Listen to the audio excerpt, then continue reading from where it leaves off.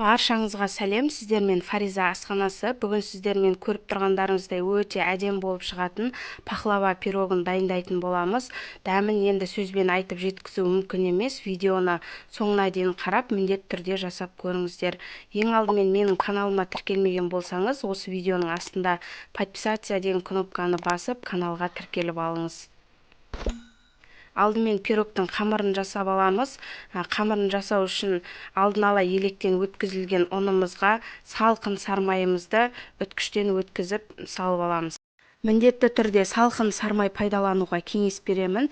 Егер салқын сармай пайдаланатын болсаңыздар, қамырларыңыз қатпарлы, үгілмелі қамыр болып шығады, өте әдемі қамыр болып шығады. Сармайымызды үткіштен өткізіп алдық, енді ұнмен жақсылап араластырамыз. Қатты езіп жібермейміз, сәл ғана араластырсақ жеткілікті. Енді осы жасап алған кружкамыздың үстіне қамыр қопсытқыш және шым-шым тұз салып, жақсылап араластырып аламыз. Сонан соң оның үстіне 2 жұмыртқаның сарысын және қаймақты салып, жақсылап қамыр илейміз. Қамырымызды қатты мыжып баспаймыз, сәл ғана жан-жағын жинастырып, басын біріктіріп алсақ болды. Сіздерге видеода түсінікті көрсетілген деп ойлаймын.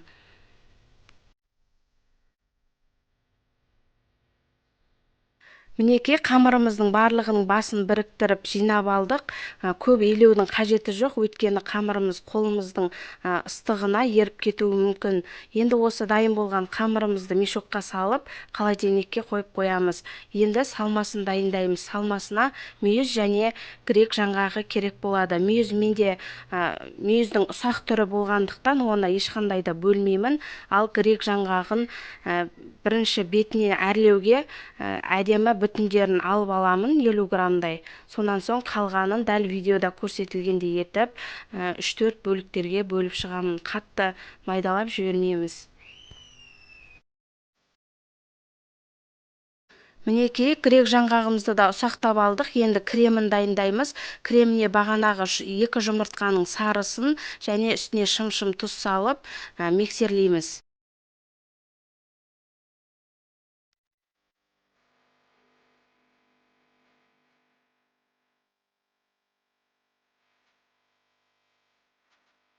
Массамыз осылай ағарып көпіре бастағанда үстіне аз-аздан қантты салып отырып, тағы да миксерлеуді жалғастырамыз.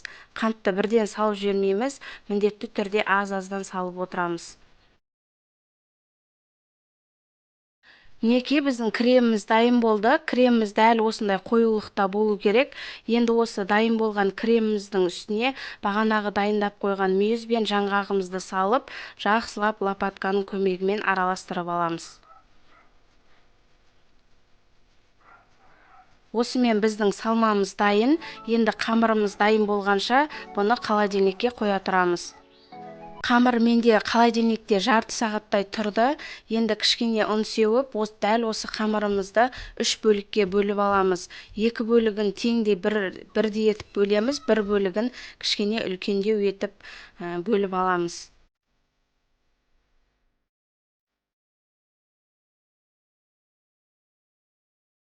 Қамырымыздың үлкен бөлігі ол бізде пирогтың астыңғы бөлігі болады.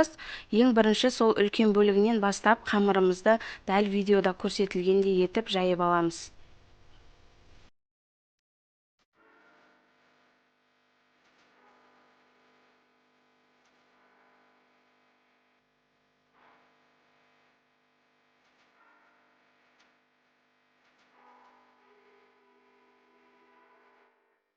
Қамырымызды пахлава пісіретін ыдысымыздың көлемімен өлшеп отырып жайып аламыз.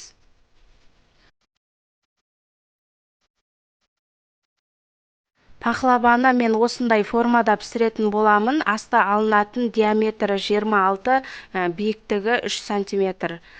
Жайып алған қамырымызды астыңғы бөлігіне дәл видеода көрсетілгендей етіп орналастырып аламыз.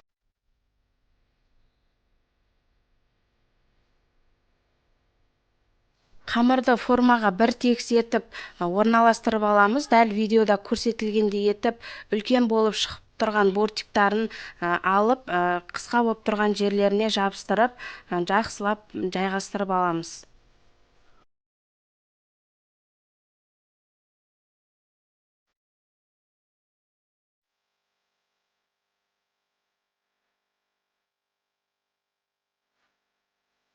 Мінекей біздің пирогымыздың астыңғы бөлігі дайын, енді ортаңғы бөлігін дәл солай жұқа етіп жайып аламыз.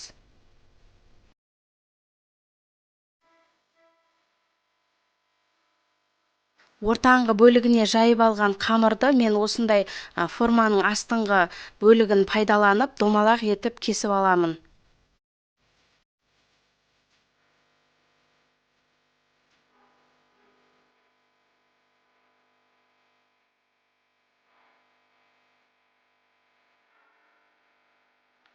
Енді бағана дайындап қойған салмамызды теңдей екі бөлікке бөліп, бір бөлігін астыңғы бөлігіне салып, лопатканың көмегімен жақсылап бір тегіс етіп астына жайып шығамыз.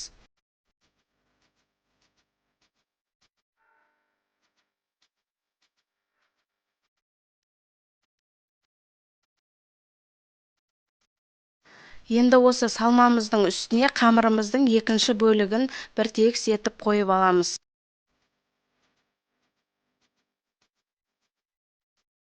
Енді осы қамырымыздың үстіне салмамыздың қалған бөлігін салып, оны да бір тегіс етіп жайып аламыз. Салмамызды бір тегіс етіп жайып алдық. Енді қамырымыздың үстіңгі бөлігінде дәл солай жұқа етіп жайып аламыз. Бағана қамырымыздың екінші бөлігінен қалған қамырды осы үстіңгі бөлігіне қосып жаятын боламыз. Үстіңгі қамырымызды да форманың көлеміне қарай домалақ етіп жайып аламыз.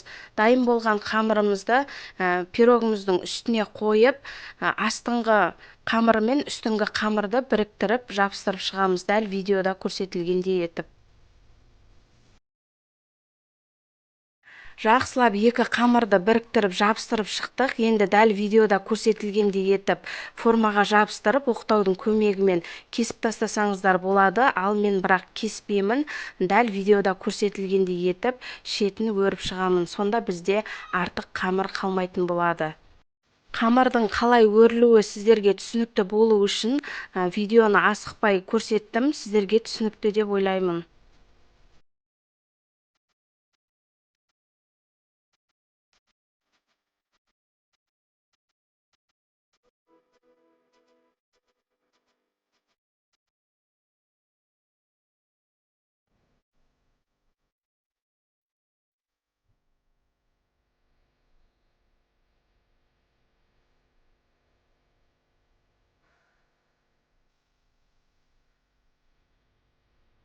Мінекей қамырымызды әдемі етіп шеттерін өріп алдық. Енді бір тегіс болып тұру үшін дәл осылай видеода көрсетілгендей етіп қолымызбен тегістеп шығамыз бетін. Енді осы дайын болған пирогтың бетіне жұмыртқаның сарысына кішкене сүт қосып, бір тегіс етіп барлық жеріне тегізіп жағып шығамыз. Жұмыртқамызды бір тегіс етіп жағып алған соң, пышақтың көмегімен дәл видеода көрсетілгендей етіп өз қалауларыңыз бойынша кесіп шығамыз. Мен ромбик тәріздес етіп кесіп алдым.